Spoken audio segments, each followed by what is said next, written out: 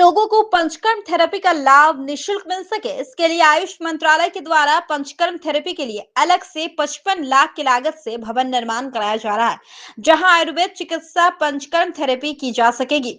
लेकिन विडंबना यह है कि 2023 से इसके लिए पैसे का आवंटन भवन प्रमंडल को किया गया था और अब 2025 का मई माह भी खत्म हो चुका है, लेकिन भवन अभी भी अधूरा है। कब तक निर्मित होगा ये नहीं कहा जा सकता। हालांकि विभागीय इंजीनियर का दावा है कि वो अगले 1 माह में कंप्लीट करके भवन हैंडओवर कर देंगे। अगर धनबाद में पंचकर्म थेरेपी की शुरुआत हो जाती है, वो भी निःशुल्क, तो उन तमाम लोगों को बहुत फायदा होगा जो इस थेरेपी से इलाज करने के लिए केरला, उत्तराखंड अथवा अन्य सरकारी निजी आयुर्वेद मेडिकल कॉलेज जहां आयुर्वेद पद्धति है, यह सुविधा उपलब्ध है, उसका रुख करते हैं। वहां उन्हें नहीं जाना पड़ेगा और धनबाद में ही उन्हें यह सुविधा निःशुल्क प्राप्त हो सकेगी। भारत में पुरातन चिकित्सा पद्धति पर बल दिया जा रहा है। लोग अंग्रेजी दवाओं से और अंग्रेजी उपचार से दूरी बना रहे हैं और कहीं न कहीं आयुर्वेद की ओर पुनः वापसीकरण कर रहे हैं। ऐसे में आयुष मंत्रालय के द्वारा सदर अस्पताल परिसर में एक पंचकर्म औषधालय का निर्माण होना था, पंचकर्म हॉस्पिटल का निर्माण होना था, जहां पर लोगों का मुफ्त इलाज करवाया जाएगा। और पंचकर्म क्या है, मैं पंचकर्म के बारे में थोड़ा सा आपको बता दूं कि जहां पर लोग अंग्रेजी उपचार के द्वारा, एलोपैथिक दवाइयों के द्वारा किसी भी बीमारी का इलाज करवाते हैं, वहीं पंचकर्म जो है वो शरीर को डिटॉक्स करता है, शरीर को अंदर से क्लीन करता है। लेकिन 55 लाख के राशि से उस भवन का निर्माण होना था। अब तक क्या उस भवन के निर्माण का अपडेट है वो भी हम जानेंगे और साथ ही विभाग से भी इसके बारे में और अपडेट लेकर के आपको बताएंगे।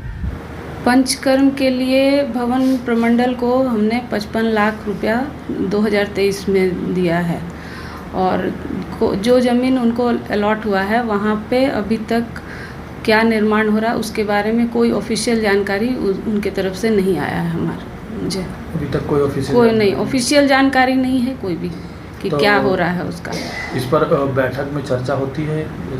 बैठक, हाँ, सिविल सर्जन से चर्चा हुई है तो वो बोले कि मैं बोलूँगा, लेकिन ऑफिशियल जानकारी नहीं है। ऐसे सुन रहे हैं कि कहीं पे बन रहा है, लेकिन क्या है वो अभी भवन प्रमंडल की तरफ से कोई लेटर मुझे नहीं प्राप्त तो है। क्या लगता है कि जो पुरातन चिकित्सा पद्धति है, अगर ये बनता है, डॉक्टर बहाल होते हैं, तो धनबाद के लोगों को और खास करके अगल बगल सिटी के लोगों को कितना फ़ायदा होता है इससे? बहुत ज़्यादा फ़ायदा है। पंचकर्म एक तरह से शरीर का अंदर से जो सफाई है, क्योंकि मेडिसिन लेके हम लोग सप्रेस कर देते हैं किसी भी बीमारी को, लेकिन अगर पंचकर्म होता है तो वो है अंदर से उसकी पूरी तरह सफाई होती है, डिटॉक्स होता है उसका शरीर।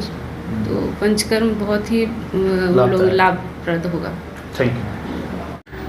ये प्रोजेक्ट लगभग कंप्लीशन स्टेज पे है। मोस्ट प्रोबेबली 15 दिनों में हम लोग उसको हैंडओवर के स्टेज में लेकर के आ जाएंगे और बहुत मतलब ये 15 दिनों में कंप्लीट हो जाएगा सारा यूज़। कितने ज़मीन एक्वायर किया गया है, कितनी ज़मीन पर बन रहा है वो? ये सदर हॉस्पिटल में ही है, 50 फीट बाई 30 फीट का एरिया में बन रहा है। जो वहाँ कुमकुम मैम हैं अधिकारी, उनसे मैं बात किए तो वो बता रही थी कि हम लोग को इसका कोई जानकारी नहीं तरीके से नहीं है। जो ज़मीन लोकेटेड किया गया था उस पर नहीं बन के कहीं और बनाया जा रहा है, इस पर क्या कहेंगे? नहीं, ज़मीन तो वही उन्हीं लोग का दिया हुआ है। उन लोगों का था कि सदर हॉस्पिटल के अंदर में बनना है। पहले वो लोग चाह रहे थे कि उनका जो बिल्डिंग है उनके बगल में बने, लेकिन वो फिजिबल नहीं था। एक्चुअली वहाँ पे पंप हाउस भी पुराना था और दूसरी चीज़ की सदर हॉस्पिटल का भी वहाँ पे प्लान किया हुआ बिल्डिंग है जो प्लानिंग स्टेज में है। तो वो सदर हॉस्पिटल के कैंपस में ही है। कैंपस तो बहुत बड़ी नहीं है, वो भी मेन गेट जो है सदर हॉस्पिटल का एकदम उसके नज़दीक ही बनाया गया है। तो वो जगह को किसने चिन्हित किया था? ये जो आपके सिविल सर्जन हो गए और डीसी सर जो थे उससे दोनों के डिटेल्स। जब हमने आयुष विभाग के प्रभारी डॉक्टर कुमकुम से बात की तो उन्होंने बताया कि भवन निर्माण का कार्य कहाँ पर चल रहा है उसकी कोई भी ऑफिशियल तरीके से जानकारी उनके पास नहीं है। तब हमने भवन निर्माण विभाग के एग्जीक्यूटिव चंदन कुमार से बात की। चंदन कुमार का साफ तौर पर कहना था कि सीएस कार्यालय और डीसी के निर्देश के अनुसार सदर परिसर में ही उस भवन का निर्माण किया जा रहा है और जो नवनिर्मित बिल्डिंग है उसका काम महज 15 से 20 दिनों के अंदर पूरा कर दिया जाएगा और बिल्डिंग को हैंड ओवर कर दिया जाएगा। फिलहाल अन्य खबरों के लिए इसी प्रकार से देखते रहे 11 स्कॉप्स। सहयोगी छोटू के साथ प्रभात रंजन।